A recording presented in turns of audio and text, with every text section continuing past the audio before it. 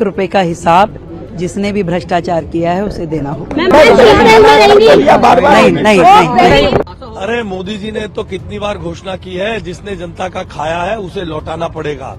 तो अगर इन लोगों ने खाया है, रिपोर्ट में साबित होगा तो निकाल लिया जाएगा, लौटाना पड़ेगा। मोहल्ला क्लिनिक के नाम पे जो 10 साल से दिल्ली वालों को बेवकूफ बनाया जा रहा था, माफी चाहूंगा मैं ये वर्ड इस्तेमाल नहीं करना चाहता था, उसके बारे में चर्चा ली कि लोगों ने रेवेन्यू के नाम पे आधी जगह किराए पे, जहाँ ना डॉक्टर्स आते हैं ना दवाई आते हैं, ये उसके लिए भी मैंने रिपोर्ट मांगा है। जो मुझे रिपोर्ट वो थर्सडे को देंगे कि कितनी ऐसी जगह है जहाँ पे सिर्फ किराए के लिए मोहल्ला क्लिनिक का नाम दे दिया गया है, जहाँ ना डॉक्टर आए ना कुछ आए हैं।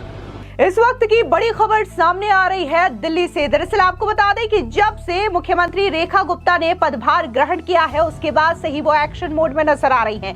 इस बीच दिल्ली में जिन लोगों ने भ्रष्टाचार किया है अब उनकी उल्टी गिनती शुरू हो चुकी है। दरअसल रेखा सरकार की ओर से डीटीसी और मोहल्ला क्लिनिक में जो घोटाले हुए हैं, जो अनियमितताएं हुई है, उसकी जांच के आदेश दे दिए गए हैं। आपको बता दें कि जब से मुख्यमंत्री रेखा गुप्ता ने पदभार ग्रहण किया है उसके बाद से ही वो ताबड़तोड़ फैसले ले रही हैं, जिसकी वजह से वो लगातार सुर्खियों में छाई हुई हैं। पहली कैबिनेट बैठक में उन्होंने आयुष्मान योजना लागू करने के साथ साथ 14 कैग रिपोर्ट जो पेंडिंग पड़ी हुई है उसे विधानसभा के पहले ही सत्र में पेश करने की बात कही है, फैसला लिया है। तो वहीं दूसरी ओर आपको बता दें कि दिल्ली में हेल्थ और ट्रांसपोर्ट मिनिस्टर पंकज कुमार सिंह ने बड़ा ऐलान कर दिया है। उनका कहना है कि जो दिल्ली में मोहल्ला क्लिनिक के नाम पर घोटाले पुरानी सरकारों ने किए हैं अब उनकी फाइल खुलेंगी, यानी कि मोहल्ला क्लिनिक में जो जांच और दवाइयों के नाम पर अनियमितताएं हुई हैं अब इनकी सिरे से जांच होगी। इसी के साथ ही पंकज कुमार जो कि ट्रांसपोर्ट मिनिस्टर भी हैं, उन्होंने यह आदेश भी जारी किया है कि डीटीसी बस में जो घोटाले हुए हैं इसकी भी जांच बिठाई जाएगी। उसके बाद इन तमाम रिकॉर्ड के आधार पर जो केसेस है वो चलेंगे। फिलहाल इन दोनों विभागों को 7 दिन का समय दिया गया है ताकि मोहल्ला क्लिनिक में जो अनियमितताएं हुई है और जो डीटीसी बस घोटाले में अनियमितताएं हुई है, इन तमाम चीजों को लेकर के 7 दिन के भीतर रिपोर्ट पेश करने के लिए मिनिस्ट्री में कहा गया है। एक बार आप भी सुन लीजिए कि आखिर हेल्थ और ट्रांसपोर्ट मिनिस्टर पंकज कुमार सिंह ने क्या कुछ इन घोटालों को लेकर के कहा है। देखिए, मेरे एक तो आयुष्मान के ऊपर मेरी मीटिंग थी और हमारे जो हॉस्पिटल्स चल रहे हैं उनकी वास्तु स्थिति आज क्या है उस पर भी थी मेरी, और जो नए हम हॉस्पिटल बना रहे हैं वो 2-2 साल से काम नहीं हो रहा उसके बारे में जानकारी मैंने ली है। और खासकर मोहल्ला क्लिनिक के नाम पे जो 10 साल से दिल्ली वालों को बेवकूफ बनाया जा रहा था, माफी चाहूंगा मैं ये वर्ड इस्तेमाल नहीं करना चाहता था, उसके बारे में चर्चा ली कि लोगों ने रेवेन्यू के नाम पे आधी जगह किराए पे, जहाँ ना डॉक्टर्स आते हैं ना दवाई आते हैं, ये उसके लिए भी मैंने रिपोर्ट मांगा है। जो मुझे रिपोर्ट वो थर्सडे को देंगे कि कितनी ऐसी जगह है जहाँ पे सिर्फ किराए के लिए मोहल्ला क्लिनिक का नाम दे दिया गया है, जहाँ ना डॉक्टर आए ना कुछ आए हैं। और हेल्थ के ऊपर जस्टिफिकेशन की, हेल्थ दिल्ली के लिए एक बहुत प्रायोरिटी चीज है और जो हमारी मोहल्ला क्लिनिक हमारे दिल्ली गवर्नमेंट के लाइन पे हैं उसको हम बहुत अच्छा कन्वर्ट करेंगे, उसको डे केयरिंग के रूप में करेंगे, उसमें हम आयुर्वेदिक का भी स्टार्ट करेंगे। ये सारे बहुत से प्लान हैं जो आपके बीच में लेकर हम विदिन 100 डेज आने वाले हैं और जो गलत है उसको गलत साबित करेंगे। So, सर हम लोग इन्वेस्टिगेशन भी एक्सपेक्ट कर सकते हैं मोहल्ला क्लिनिक? ऑफ कोर्स, जो गलत है, जो मैं बोला जो गलत है उसके ऊपर जरूर एक्शन करेंगे। गवर्नमेंट का पैसा पिछले 11 साल से आदमी खा रहा है, कोई भी खा रहा हो, तो दिस इज रॉन्ग। जहाँ ना कोई डॉक्टर आता है, ना केमिस्ट आता है, ना दवाई आती है, कि सिर्फ अपने आदमी के नाम पे उसको मोहल्ला क्लिनिक दे दिया गया। उसके ऊपर अगर पाया गया तो उसकी रिकवरी भी के लिए भी कुछ आंकड़े हैं क्या? मतलब आपने कहा कि राय मैंने आपसे बताया कि मैंने उनको टाइम बाउंड दिया है, वो थर्सडे को अपनी सारी रिपोर्ट लेकर आएंगे, उसके ऊपर जो भी उचित कार्रवाई होगी हम करेंगे।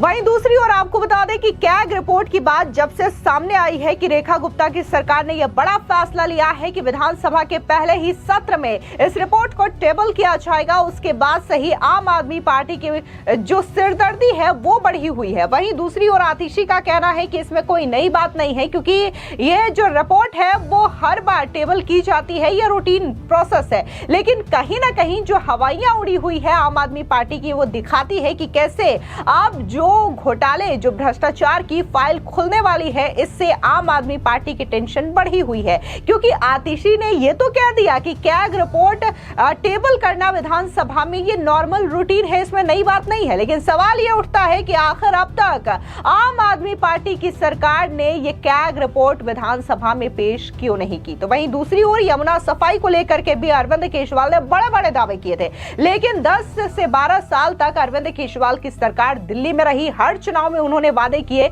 लेकिन इन वादों को पूरा नहीं कर पाई। लेकिन अब बीजेपी की सरकार इन वादों को पूरा करती हुई दिखाई दे रही है। बीजेपी ने न सिर्फ बड़ी बड़ी मशीनें यमुना घाट पर सफाई के लिए उतारी है, बल्कि जो उसका निरीक्षण है वो समय समय पर किया जा रहा है। आपको बता दें कि शपथ ग्रहण के फौरन बाद मुख्यमंत्री रेखा गुप्ता अपनी पूरी कैबिनेट के साथ यमुना नदी पर गई। वहां पर वो वासुदेव घाट पर जाकर के न सिर्फ उन्होंने यमुना की सफाई जो हो रही है उसका निरीक्षण किया, बल्कि आरती में भी शामिल हुई।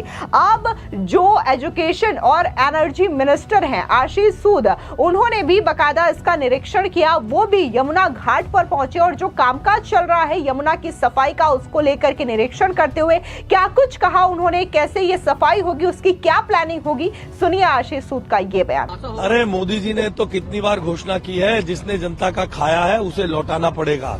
तो अगर इन लोगों ने खाया है, रिपोर्ट में साबित होगा तो निकाल लिया जाएगा, लौटाना पड़ेगा। एक बड़ा दिन है आज, परवेश वर्मा भी एक्शन मोड में हैं, सड़कों पे हैं, आप भी सड़कों पर हैं, रेखा गुप्ता जी क्या मैसेज देना चाह रहे हैं आप? देखिए, हम मैसेज देने के लिए प्रशासन में काम नहीं कर रहे हैं, हम संदेश देने के लिए नहीं, दिल्ली की जनता को सुख देने के लिए काम कर रहे हैं।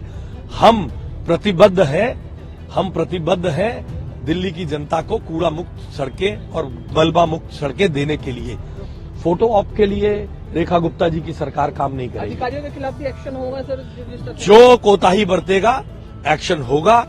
जिन अधिकारियों को काम नहीं करने दिया गया था, जिनको दबाकर अपनी राजनीतिक हितों के लिए इस्तेमाल किया जाता था, मैं आपके माध्यम से उन अधिकारियों को भी आह्वान करता हूं कि वे ईमानदारी पूर्वक अपना काम करें।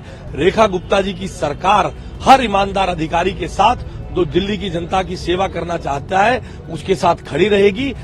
जो पहले प्रताड़ित किए जाते थे अधिकारी, उनके साथ हम संबल बन के रहेंगे, बशर्ते वो दिल्ली की जनता के सुख और आराम के लिए काम करें। आखिरी सवाल, शिक्षा का महत्वपूर्ण भार आपको दिया गया, एजुकेशन मिनिस्टर भी, कब तक चार्ज संभालेंगे और पहला काम क्या करेंगे सर एजुकेशन? क्योंकि काफी टफ कंपटीशन होगा आपका। मनीष सिसोदिया पर कहा जाता है नहीं साहब, मैं तो मनीष सिसोदिया जी से फेल हो जाऊंगा, क्योंकि उनके राज में आधे स्कूलों में साइंस नहीं पढ़ाई जाती। मेरी कोशिश रहेगी, मैं सुनिश्चित करना चाहूंगा, हमारी सरकार सुनिश्चित करना चाहेगी कि गरीब के बच्चे को भी इंजीनियर और डॉक्टर बनने का अवसर मिले। मैं उनसे फेल हो जाऊंगा, क्योंकि फोटो ऑप के लिए वॉशिंगटन पोस्ट में अखबार में खबरें छपवाने में हम तो गरीब घरों से आए हुए लोग हैं, ना हमारे पास ऐसा इकोसिस्टम है जो ये अखबारों में बड़े बड़े आर्टिकल अपने लिए छपवा सके। हम तो केवल और केवल काम करके गरीब माँ बाप का आशीर्वाद अगर हमें मिलेगा, वही हमारे लिए पर्याप्त है। उनसे कर ही रहे हैं काम।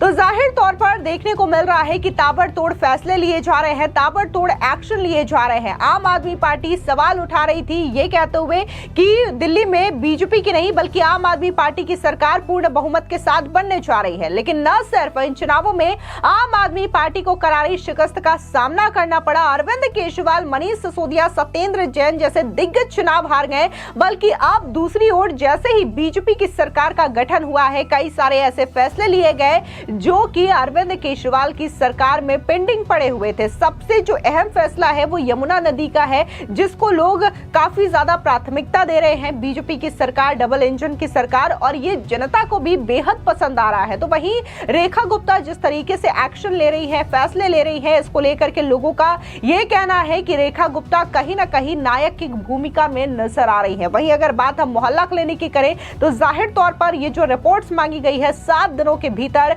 पेश करने के लिए कहा गया है पंकज सिंह को, और देखना दिलचस्प होगा क्योंकि इसी मोहल्ला क्लिनिक को लेकर के अरविंद केजरीवाल क्रेडिट लिया करते थे और ये कहा करते थे कि जिन्होंने मोहल्ला क्लिनिक का कॉन्सेप्ट दिया है, यानी कि सत्येंद्र जैन, उनको भारत रत्न दिया जाना चाहिए। लेकिन फिलहाल सत्येंद्र जैन पर मनी लॉन्ड्रिंग के आरोप लगे और वो जेल पर भी रहे। लेकिन मोहल्ला क्लिनिक के नाम पर जिस तरीके से घोटाले अरविंद केजरीवाल की सरकार में हुए, इसको लेकर के जनता ने भी शिकायतें की, क्योंकि कई सारी ऐसी मोहल्ला क्लिनिक दिल्ली में हैं जो कि नाम का मोहल्ला क्लिनिक है, लेकिन वहां पर जानवर रहते हैं और कूड़े फेंके जाते हैं। और इसके अलावा कई सारी मोहल्ला क्लिनिक्स ऐसी हैं जहां पर डॉक्टर तो बिठा रखे हैं, ना तो वहां पर जांच का कोई क्राइटेरिया बना रखा है और ना ही दवाइयों का कोई सीन है। तो इन तमाम चीजों को लेकर के समय समय पर मोहल्ला क्लिनिक की शिकायतें होती रही, जिसको लेकर के बीजेपी ने आवाज भी उठाया। लेकिन अब बीजेपी जब सरकार में है तो उन्होंने सबसे पहले मोहल्ला क्लिनिक में जो घोटाले हुए हैं, जो अनियमितताएं हुई हैं, उसकी जांच के आदेश दे दिए हैं। फिलहाल इस पूरी खबर को लेकर के आपकी क्या राय है, कमेंट सेक्शन में जरूर बताएं। धन्यवाद।